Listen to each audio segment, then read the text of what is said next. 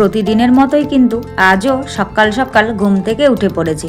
আর ঘুম থেকে উঠে আজ কিন্তু আগেই ব্রাশ হাতে নিয়ে দেখো চলে এসেছি এই পেছন দিকটায় এসে চারিদিকটা দেখে দেখে দাঁড়িয়ে দাঁড়িয়ে কিন্তু ব্রাশ করে নিচ্ছি। আর চারিদিকে মৃদুমন্দ ঠান্ডা বাতাস বইছে। শীতকালীন বাতাস তো এমনিতেই ঠান্ডা হয়, তাছাড়া বেশ কয়েকদিন থেকেই কিন্তু বাতাস বইছে। আর জানো তো চারিদিকে সবাই এখন কিন্তু বেশ সকাল সকালই ঘুম থেকে উঠে পড়ছে। আর আমিও ঘুম থেকে উঠে পড়ি তো সকালেই, আর দেখি চারিদিকে সকলেই ঘুম থেকে উঠে পড়ে। এই যে দিদিকে দেখতে পাচ্ছ, এই দিদিও কিন্তু আগে একটু বেলা করেই ঘুম থেকে উঠতো, এখন বেশ দেখছি বেশ কয়েকদিন থেকেই খুব সকাল সকালে ঘুম থেকে উঠে পড়ছে।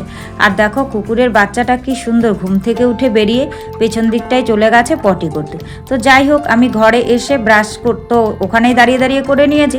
একদম মুখটুকগুলো সুন্দর করে ধুয়ে নিলাম, ধুয়ে টুয়ে ফ্রেশ হয়ে ঘরগুলোকে সুন্দর করে ঝাড়ু দিয়ে এখন এই বাইরের দিকটা ঝাড়ু দিচ্ছি। আসলে কি বলতো, গৃহিণীরা সংসারের জন্য সব কিছুই করতে পারে। সংসারের সুবিধার জন্য তারা খুব সকাল সকাল ঘুম থেকে উঠেই কিন্তু সব কিছু করতে পারে। এটা প্রতিটা গৃহিণীর ধর্ম এবং কর্তব্যের মধ্যে পড়ে থাকে।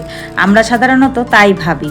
আর কি বলতো, সংসারের কাজগুলো গুছিয়ে করার জন্য কিন্তু এই ধৈর্য আর পরিশ্রমটাই সব থেকে আগে প্রয়োজন। তাই ধৈর্য আর পরিশ্রম নিয়েই কিন্তু প্রতিদিন খুব সকাল সকাল ঘুম থেকে উঠে সংসারের সমস্ত কাজকর্মগুলো আমি এভাবেই গুছিয়ে করে থাকি। তো যাই হোক বন্ধুরা, এই ভিডিওর মাধ্যমে তো তোমাদের সঙ্গে অনেক গল্প হবে, কথা হবে। চলো আগে নিজের পরিচয়টা দিয়ে নিই। শুভ সকাল আমার প্রিয় বন্ধুরা, সকলে কেমন আছো? আশা করছি যে যেখান থেকে আমার এই ভিডিওটি দেখছো সকলে ভালো আছো, সুস্থ আছো। আর আমরাও খুব ভালো আছি। অরুণাচল প্রদেশের এই ছোট্ট পাহাড়ি গ্রাম থেকে আমি মামনির সংসারের আরও একটি নতুন ব্লগে তোমাদের সবাইকে স্বাগত জানিয়ে তোমাদের সবাইকে সাথে নিয়ে আজকের ব্লগটি শুরু করে দিয়েছি। আমি আশা করছি আজকের ব্লগটিও তোমাদের খুব ভালো লাগবে, তাই সম্পূর্ণ ব্লগটি জুড়ে আমার সাথে থাকার অনুরোধ রইল। আজ হলো মঙ্গলবারের সকাল, আর ঘড়ির কাঁটায় বেলা বেজেছিল সকাল 5:15। আর 5:15 থেকেই আমি তোমাদের সবাইকে সাথে নিয়ে আজকের ব্লগটি শুরু করে দিয়েছি। যারা নতুন এসেছো, আমার ব্লগটি যদি ভালো লাগে প্লিজ একটি লাইক করে চ্যানেলটি সাবস্ক্রাইব করে আমার পাশে থেকো।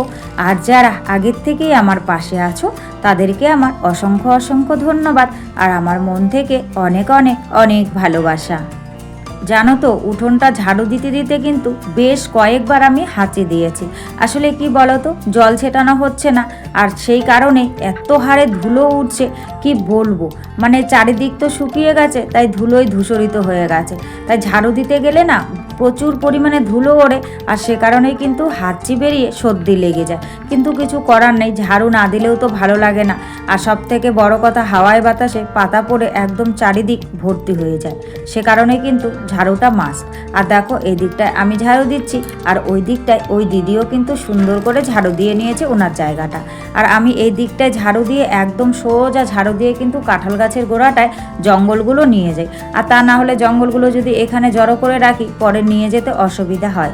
তবে একটু ঝাড়ু বেশি দিতে হয়, কিন্তু কিছু করার নেই। ঝাড়ুটা বেশি দিলে পুরো জায়গাটাই দেখতেও ভালো লাগে, আর জঙ্গলগুলোও বেশ সুন্দর ওই দিকে নিচে পড়ে যায়। আর ওই দিকে নিচে না প্রচুর পরিমাণে জঙ্গলের ঢিপ জমেছে, ওগুলোকে আগুন ধরিয়ে দিলে ভালো হতো। কিন্তু কি বলতো, ওই পুরো জঙ্গল তো, আগুন আবার কোথার থেকে কোথায় লেগে যাবে। এখন যে পরিমাণ জলের কষ্ট, মানে খাওয়ার জল স্নানের জলই ভর্তি করা যাচ্ছে না। তো সে কারণে আর ওই জঙ্গলগুলোতে আগুন ধরানোও হচ্ছে না। ঢিপ জমতে থাকুক, পরে যখন আকাশ খারাপ করবে বা জল অ্যাভেলেবেল হবে তখন দেখা যাক ওই জঙ্গলটাতে আগুন ধরিয়ে দিতে হবে। তো যাই হোক, তোমাদের সঙ্গে কথা বলতে বলতে পুরো উঠোন কিন্তু আমার ঝাড়ু দেওয়া কমপ্লিট হয়ে গেছে। তারপর ঘরে এসে হাত পা মুখ ধুয়ে নিয়েছি, ধুয়ে নিয়ে সোজা চলে এসেছি রান্নাঘরে। আর রান্নাঘরে এসে দেখো প্রতিদিনের মতোই কিন্তু আজও সকাল সকাল চা করে নিচ্ছি। আর আজকেও সাধারণত দুধ চাই করছি। আর আমি সাধারণত সকালবেলাটা দুধ চাই খাই। আসলে কি বলতো, আমার না লাল চা খেলে জানি না কেন ভালো লাগে না। তবে দুধ চাটা যদিও ক্ষতিকর, আমি তো বেশিরভাগই পাউডার দুধের চা করি, কিন্তু এখানে তো দুধ পাওয়া যায় না, সে কারণে অগত্যা পাউডার দুধেরই চা করতে হয়। কিন্তু কিছু করার নেই, ওই যে ভালো লাগে না, সে কারণেই ওই সকাল সকালেই কিন্তু দুধ চাই করে নিয়েছি। আর আজকে চাটাও একসঙ্গে করে নিয়েছি। আসলে কি বলতো, চাটা বানাতে বানাতেই দেখি কর্তামশাই ঘুম থেকে উঠে মানে টয়লেটে গেছে। তো সে কারণে আমি একসঙ্গেই চাটা করে নিলাম। চাটা করে কর্তামশাইয়ের চাটা কর্তামশাইকে দিয়ে দিয়েছি। দিয়ে আমার চাটা নিয়ে আমি এই দিকটায় এসেছি। আসলে কাল তো 26শে জানুয়ারি গেছে, তো ভেবেছিলাম আজ স্কুল বন্ধ কিনা, আমার মেয়ে দেখি বলতে পারছিল না। তাই ওই পাশের বাড়ির বাচ্চাটাকে জিজ্ঞেস করতে গেলাম, তো গিয়ে দেখি ও বেশ রেডি হয়ে গেছে। ও বলল যে না আন্টি স্কুল আছে। আসলে ও খুব সকাল সকালে উঠে ব্রাশ ট্রাশ করে একদম ড্রেস পরে রেডি থাকে, তারপর টাইম হলে পরে খাওয়া দাওয়া করে চলে যায়। তো যাই হোক, স্কুল যেহেতু আছে তো মেয়েকেও তুলতে হবে, তাই দেখো মেয়েকে তুলতে হবে বলেছি, এদিকে কিন্তু মেয়ে ঘুম থেকে উঠে গেছে আমি চা খেতে খেতে। তো যাই হোক, মেয়েকে এরই মাঝখানে অনেকটা সময় পেরিয়ে গেছে, মেয়েকে রেডি সেডি করিয়ে খাইয়ে দাইয়ে স্কুলে পাঠিয়ে দিয়েছি। কর্তামশাইও খেয়ে দিয়ে চলে গেছে ডিউটি। এখন কিন্তু প্রায় 9টা মতন বাজে। আর কিছু কাচাকুচি ছিল, ওই জল ছিল না বলে কাচাকুচি করা হচ্ছিল না, বেশ কিছু জামা কাপড় জমেছিল। তো ভাবছি যে একটু একটু করে কাচাকুচি করি কম কম জলে, না হলে তো একদম মানে পরার মতনও জামা কাপড় থাকবে না, এত হারে জমেছে। তাই কিছু কাপড় আজকে কিন্তু আমি কেচে দিলাম। আর বিশেষ করে মেয়ের স্কুলের ড্রেসটা তো কেচে দিতেই হতো, সে কারণেই কিন্তু কেচে দিয়েছি জানো তো। আর ওই বাচ্চাটা এসেছে, ওকে জিজ্ঞেস করছিলাম ও কেন স্কুলে যায়নি। আসলে ওর মা ওই মেডিকেলে গেছে, তো সে কারণেই ওকে ওর পিসির বাড়িতে রেখে গেছে। ওই মন্দিরওয়ালা বাড়িটা হচ্ছে ওর পিসির বাড়ি, তো তাই ও কিন্তু ওখানে পিসির বাড়িতে চলে এসেছে, ওর মারা চলে গেছে, সে কারণেই ও আজ কিন্তু স্কুলে যায়নি। কাচাকুচি সব কমপ্লিট করে রান্নাঘরে এসে একদম রান্না বসিয়ে দিয়েছি, কারণ রান্না করতেও তো অনেকটা সময় লাগবে। আর এদিকে যখন আমার ভাত হচ্ছিল তখন কর্তামশাই এই মাছগুলো নিয়ে এসেছে। আসলে উনি একটু বাইরে গেছিলো, উনি যখনই বাইরে যায় তখনই কিন্তু এরকম সময় নেই গময় নেই মাছ টাছ নিয়ে আসে। তো ভাগ্য ভালো আমি আগের থেকেই কোনো কিছু কাটাকুটি করিনি, ভেবেছিলাম যে ভাতটা হোক তারপর দেখি কি রান্না করব। তো মাছগুলো এনেছে ভালোই হয়েছে, কারণ তেমন কিছু ঘরে একটা ছিলও না রান্না করার মতন। তো আজ কিন্তু এগুলো কি মাছ আমি জানি না, তো রুই কাতল এরকমই কিছু একটা হবে, তো বোঝা যাচ্ছিল না। তো বড় বড় পিস মাছ নিয়ে এসেছে, আসলে ছোট মাছ আনলে না মেয়ে খেতে পারে না, সে কারণেই কিন্তু বড় মাছই নিয়ে এসেছে। তো মাছটা যেহেতু নিয়ে এসেছে সেগুলোকে ধুয়ে টুয়ে পরিষ্কার পরিচ্ছন্ন করে নিয়ে আমি কিন্তু সবগুলো মাছকে সুন্দর করে ভেজে নিয়েছি।